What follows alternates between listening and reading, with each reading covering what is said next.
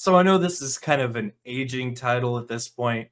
It released over a year ago, and I did pick up the game. It was supposed to be a very realistic, we'll say, SWAT shooter simulator, and I did enjoy it. But again, it was a year ago, so it was still in development, and it's over the year, it's turned out to be a pretty fucking based game, and not in the way of like back the blue bullshit, but in terms of what society's experiencing.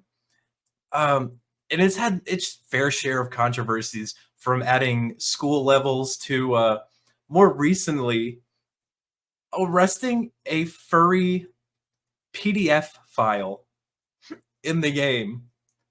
And of course, you can't just ice the dude, which is absolutely fantastic because furries aren't people. But things have been added and removed from the game, like some Pepe memes. And it is set in a weird dystopian future, well, modern day, we'll say. And it is based in LA, so it's really dark and grimy, and there's tons of gangs and shit like this that we see in the news media. But I absolutely love this. I love that it's being covered, so I want to read the article because I have played it, and I have played this level. Tactical shooter Ready or Not has seemingly drawn inspiration from reality, as their new Iron Man campaign contains a mission where players arrest a child-abusing furry streamer. This happens way too... The arrests don't happen enough, but this happens too much. The mission has players tending to a 911 call where a streamer shot his mother and is now barricaded himself in his apartment with hostages.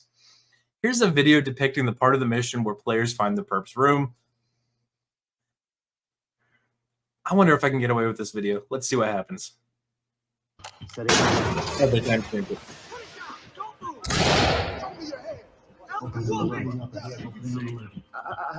Get down now! Dropping a light. Messing with my brother. Hands on your head! Civilian is standing by.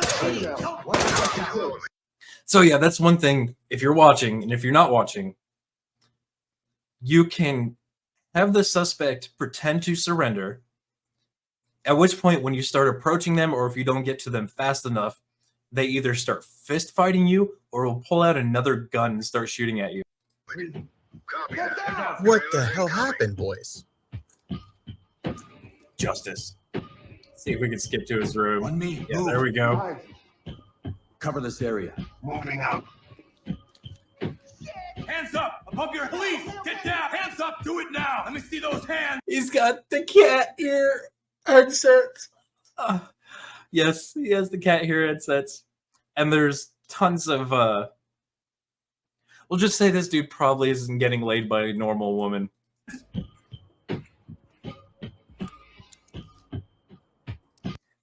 The streamer's room is decorated with anime girl posters and anime figures, and many commentators online called him a furry because there was a fursuit head in the room, as well as from the comments of the streamer's chat. Yes, then he looks exactly like you'd expect him to. While the mission's introduction only mentions the streamer shooting his own mother as the cause of the raid, there's potentially more crime happening. Upon further investigation, it's made clear the furry streamer was at least complicit in sharing or even producing kid stuff. And this is something that makes this game really dark, is that there's many themes where you as a cop have to little SWAT team have to deal with some of the darkest things in society. And it is an incredibly decent game. I won't say it's perfect. It has its flaws, but it is a good game. If you're looking for a realistic shooter, it does very well. You got tons of weapons, tons of different loadouts, tons of different gear. You can customize how your vests are set up, whether you have stab vest, Kevlar vest. Then you have your plate carriers where you have, your basic Kevlar inserts to your steel inserts to your ceramic plate inserts, how you're loaded out, whether your front and back plate, or full plate, including your sides. And all of this adds to the realism of it, with different guns, different loadouts, different types of ammunition, all the way from pepperball guns to rifles to SMGs to shotguns. It is a good game. But like I said, they've been hating on this game for a very long time. Like, here we go from Kotaku. As much I love shitting on Kotaku. Controversial Steam bestseller Ready or Not is an unsettling SWAT fantasy.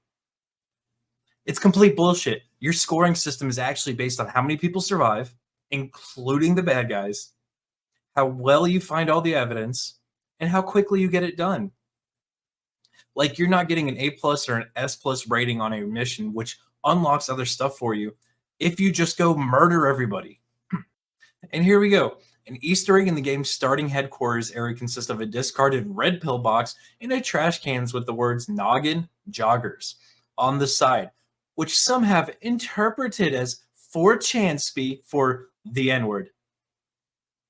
The red pill is opening your mind. You're jogging your memory. But here, this is where they make everything about race and all sorts of weird conspiracy shit, because in all reality, we know which side is making up all the conspiracies. Elsewhere, a box of vitamin D supplements for Bonner Health from Horde Foods sits on a table next to spare ammunition. That's actually pretty good. While another vitamin box references the Pepe meme, it's funny. It is actually funny. There's also the now infamous anal staircase sign from one of the game's old trailers, which belongs to an upcoming sex club level. Yeah, you do lots of you go to lots of dirty places. But that's part of what I like about this game is it's not actually right-wing or left-wing propaganda. It's just dirty society dealing with it as a fucking cop and dealing with the worst things that happen. And it doesn't get into politics one way or the other. It just lets you go through that experience. And I would actually recommend this game to anybody who is a fan of hardcore tactical shooters. It is a good game. And you can ignore a lot of the shit they're talking about because you won't notice it unless you're looking for it.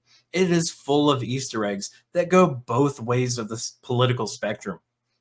Don't think this is like one side leaning, because there are a lot of issues when you read the backstories to a lot of this where it is political corruption, where it does point that stuff out. But you have to look for it. You have to read into things. You have to find things. So I would say if you enjoy hardcore shooters, again, absolutely pick the game up. I think it's in a place where it's more playable and you will have more enjoyment. But I wanted to point out that because I thought it was funny about the whole furries situation here. But guys, if you own it, do you like the game? Have you not played it in a while? Have you played any of the updates? And if you haven't played it, is this a game you would pick up? Let me know in the comment section while you're there. Make sure you smash that like button. Make sure you subscribe. Make sure you share this one out. And until the next one, don't be a furry. Be easy like sleazy.